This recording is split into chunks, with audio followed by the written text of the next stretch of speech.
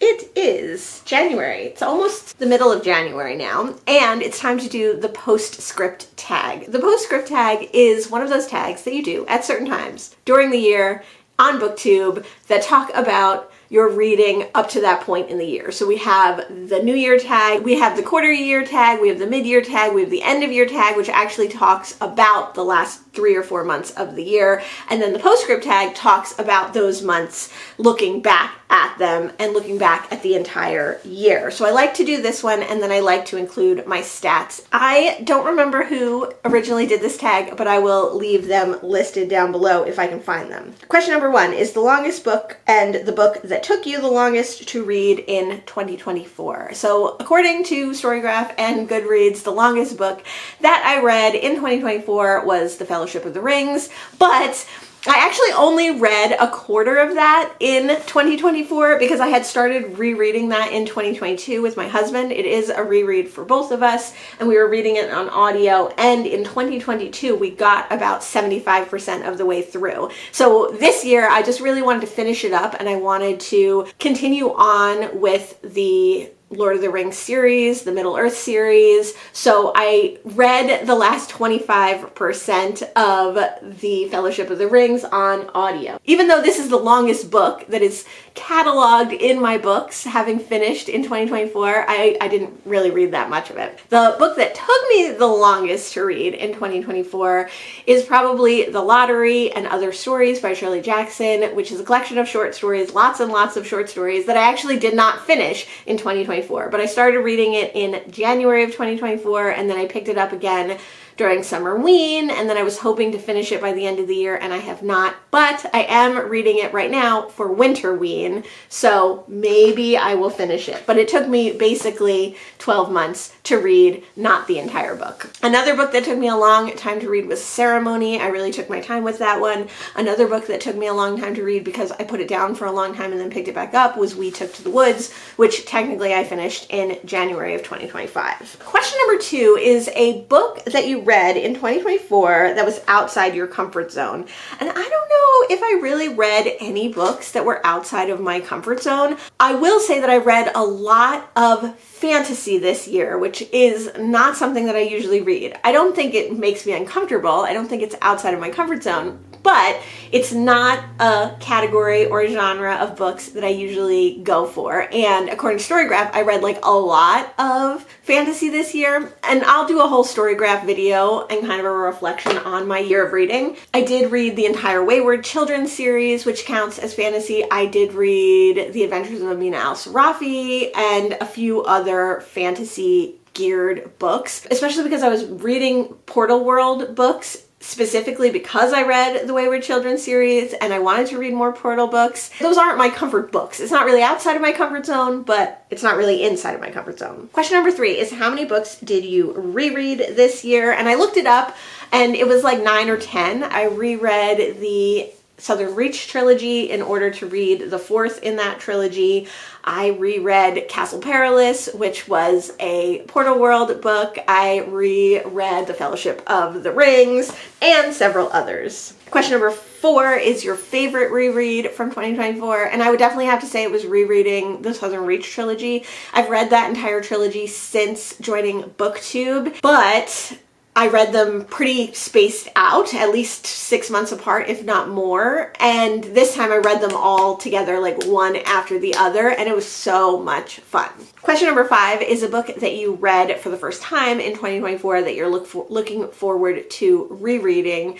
And I don't have a full answer for this one either because there's so many. I read a lot of books this year that I don't know if I fully understood everything about them or if I fully gleaned all the themes that I would definitely like to reread. I read a lot of books that I really, really loved and would like to reread. So an example of that first section of books, ones that I read but didn't fully understand, I'd kind of maybe like to reread Orbital by Samantha Harvey. I read that. It won the Booker Prize this year, and I don't really understand why. I thought it was fine. I liked it, but I'd like to reread that and maybe with the lens of like why it was so hyped. A book that I didn't read for the first time in 2024, but I would like to reread would definitely be the Southern Reach trilogy. I think that would be super fun to do that every few years. Question number 6, favorite single short story or novella that you read in 2024. Another reread. I reread Falling Bodies by Rebecca Rowanhorse this year. It made me cry the first time I read it. It made me cry this time I read it. And that is definitely one that is just a favorite, an all-time favorite now. I really love that story, and I probably will continue to reread that at times. A short story that I have to call out is the short story in the Office of Historical Corrections, which talks about the Titanic Museum in Tennessee. I read this before I knew that there was a Titanic Museum in Pigeon Forge, right near Dollywood, and then I was already had plans to go to Pigeon Forge, to Dollywood, with my family. So when I went there, we went to the Titanic Museum. So I definitely have to call that story out. It wasn't my favorite story necessarily, but it definitely served me well because it told me about something that I didn't know about, and I went to see it, which was awesome. Question number 7 is Mass Appeal, a book that you would recommend to many, many people. And I think I read a lot of books this year that you could recommend to a lot of people. I think you could recommend Amina Al-Sarafi to a lot of people. I think that that is just a fun ride, a fun romp, a good time. But I don't know, if you're not a fantasy reader, would you really like that one? I thought it had a lot of good themes. I think Hereafter, which is a memoir about grief, would be a really great one. I think that has mass appeal because it's a fascinating story, a true story, a sad story, but really fascinating. And it's written in such a accessible way. It's written all in little vignettes. I flew through it. It's like 300 pages or something, but I read it all in one day basically because I couldn't put it down. And because it's so digestible, you just want to keep reading it. Digestible in the format, not digestible in the subject matter. Specialized appeal, a book that you liked but hesitate to recommend. I would say Hereafter for that too, because it is so heavy, it is so sad, it is really devastating. So I don't know if I would recommend that to everyone. The one person that I did recommend it to couldn't get through it, so maybe that's specialized appeal. I would also say Absolution is specialized appeal. I don't know if that's a book that I like this year.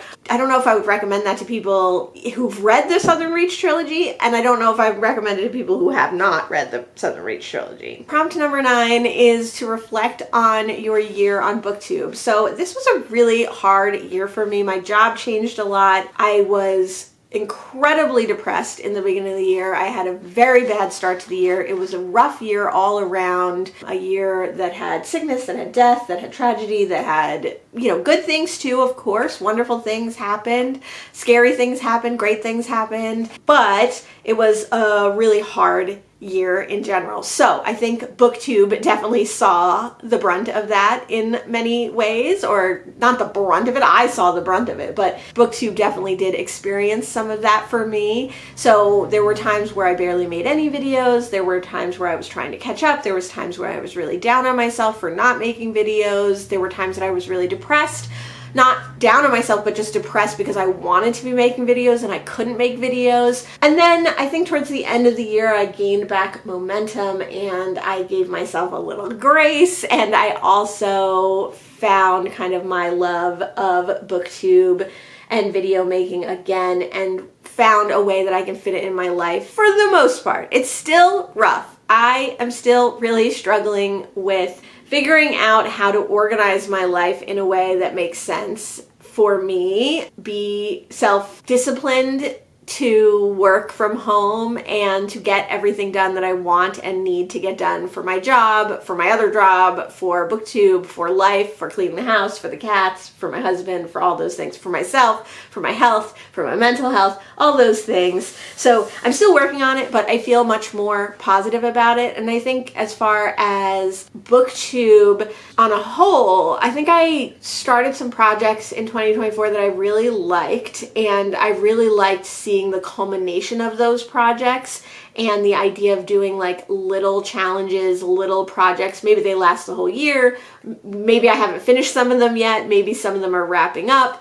But the idea that you can have kind of more contained series or series-like things in BookTube. Since I did not make like BookTube goals in 2025, since I really only made like anti-goals and basically they were to do whatever I want and to have a good time with it, I don't know how I'm going to implement all the things that I learned in 2024, because I do think I did learn a lot about BookTube in 2024, about my BookTube in 2024. But overall, yeah, really, really tough year. That's my reflection on 2024, but it's 2025 now. The last prompt is to tag people. This is one of those BookTube tags that you don't have to be tagged in, but I would love to see a wrap up of 2024 from Jennifer Loves Books. I would love to see it from Just the Book Freak. Read by Fred just put something out about the end of 2024 and 2025. I'm loving seeing everyone's goals videos. I'm loving seeing everyone's intentions videos for the new year. So if you'd like to do this tag, definitely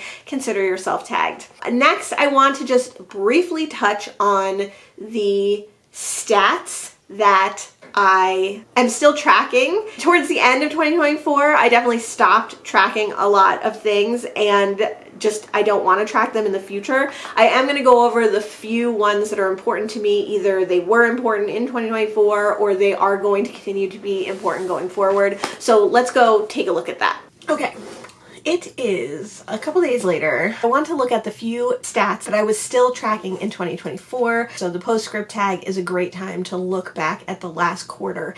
And then I will be doing a video, I've already started it, with my like RAB spreadsheet update, looking at my Goodreads and my storygraph for 2024 and all those. I know I'm late posting all these kinds of videos, but like it takes time for me to like reflect. It takes time for me to like look over everything from the year previously and like organize it in my mind, you know? So they come out when they come out is basically the answer. In quarter 4, I read a total of 40 books, which was the least amount of books that I read throughout the quarters. In quarter 1, I read 50. In quarter 2, I read 42. In quarter 3, I read 53, and in quarter 4, I read 40, for a total of 185 books in 2024. As far as new to me or read before authors, in quarter 4, I read 28 new to me authors and 12 authors that I read before. Just for reference, in quarter 3, I read 30 new to me authors and 23 that I had read from before. So that's new to me 56.6, and in quarter 4 I read 70% new to me. So my percentage of new to me authors is always larger than my read before, because I am like exploring, ever since joining BookTube, I am exploring books. I'm learning about new authors constantly. There's so many books that I want to read. Yes, I love to repeat authors, and yes, I love to read authors that I've read from before, but it just tends to be that I end up reading more new to me authors.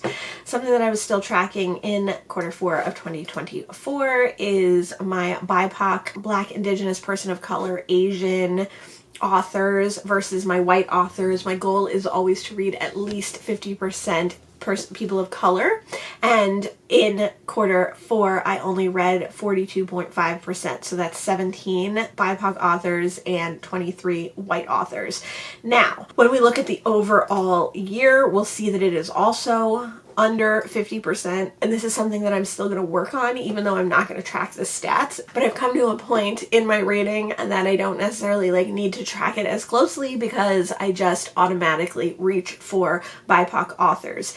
And something that I want to do in 2025 is reduce the amount of white authored books I have on my shelves. So I will be reading white authors, and I do anticipate the white authored book stat to go up, but only as a means for it then to go down, if that makes sense. In quarter 4, I read 35% queer books and 65% non-queer books. That's 14 books with some sort of queer representation.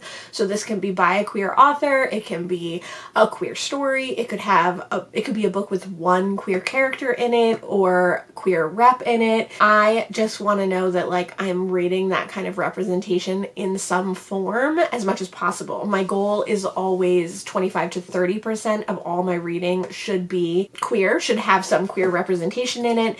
And in quarter 3, I had 35.8. So I think that when we look at my final stats for the year, this will be a really good number. It'll be like at or above that 25 to 30%, which is exciting. I like to track my nonfiction to fiction. I read 8 books in the last quarter of the year that were nonfiction books and 32 that were fiction books.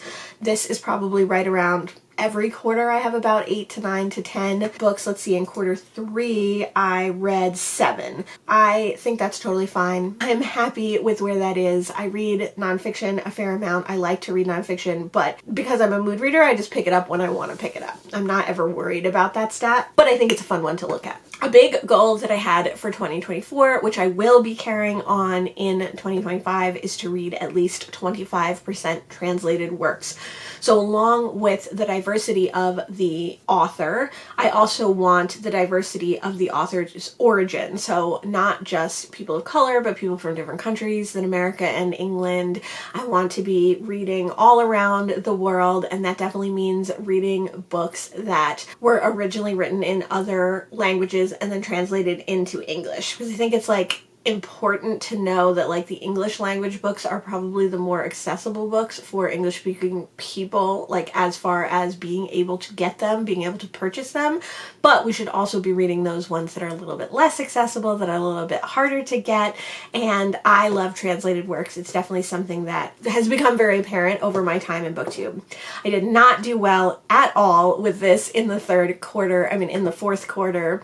I only read 3 books that were translated that were not originally written in English, and I read 37 books that were originally written in English. So that is only a very sad 7.5%. Looking back at quarter 3, I read 7, so more than twice the amount, and that was 13.2% of the reading that I did in quarter 3. So I'm sure I will not hit the full 25% in 2024, but hopefully it will be a good jumping off point. And since I'm tracking less the other stats, I can concentrate more on that one. I had originally also tracked like what population of people the BIPOC authors were, and I just stopped doing that in the year. I had also previously been tracking what country the books are from, but I do a storygraph challenge that says like where the books are set / where they're from, so I can kind of look at that to determine. I don't need to follow that as a stat as closely on like my personal pie charts and stats.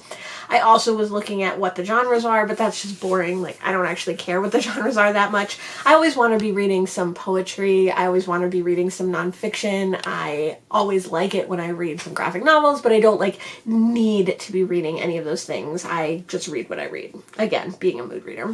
One stat that I am going to continue tracking and try to concentrate on in 2025 is my man, woman, or non-binary authors. So I do like to see how many male authors I'm reading, how many men authors I'm reading, how many women authors I'm reading, and then how many trans or non-binary authors I'm reading. So in quarter 4, I only read 1 trans or non-binary author, and I would definitely love to see this go up. Like, I definitely want to concentrate on reading more trans and non-binary authors and trans and non-binary stories. I read 22 men authors and 20 female authors, 20 women authors, which it fluctuates. In quarter 3, I think I read more. Yeah, I read way more. I read 68.9% women authors and 31.1% man authors, masculine authors, male authors.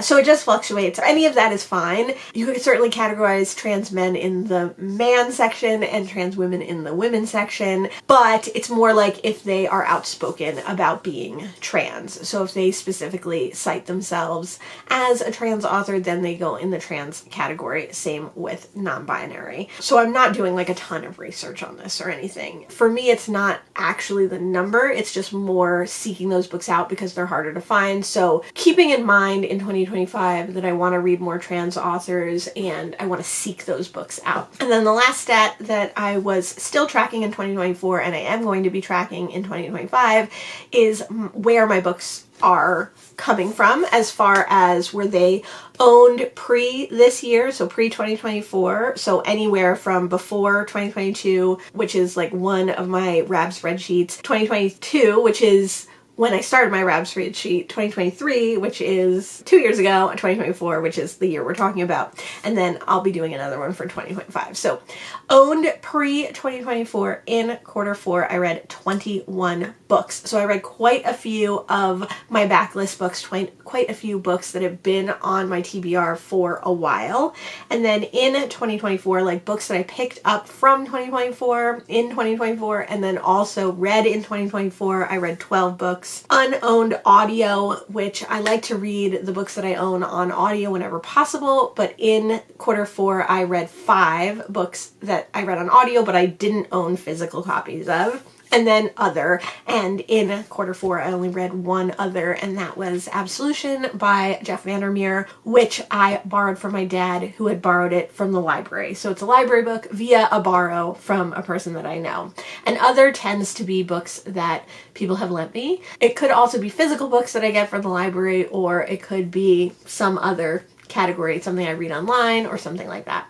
So I'm happy with this stat. I definitely always want to be reading my that year books and my owned that year books the most, and I want to be reading audiobooks from those books as opposed to unowned audiobooks. And then the other category is always very, very small. Those are my Q4 stats that I'm tracking. And like I said, keep your eye out for that full year stats. I will only be going over the stats that I went over here. I won't be going over the stats that I've stopped tracking, that I stopped tracking kind of in the middle of 2024. And then in 2025, I won't be adding these to my tag videos for certain times of the year. So I will be doing a New Year's tag, I will be doing the quarter year tag, I will be doing the mid-year tag, I will be doing the end of year tag, and I will be doing the postscript tag for 2025, but you're not going to see these stats included. I might not even talk about the stats at all, or I might just talk about them at the end of the year. Let me know if you enjoy talking about stats. Let me know if there is a stat or stats that you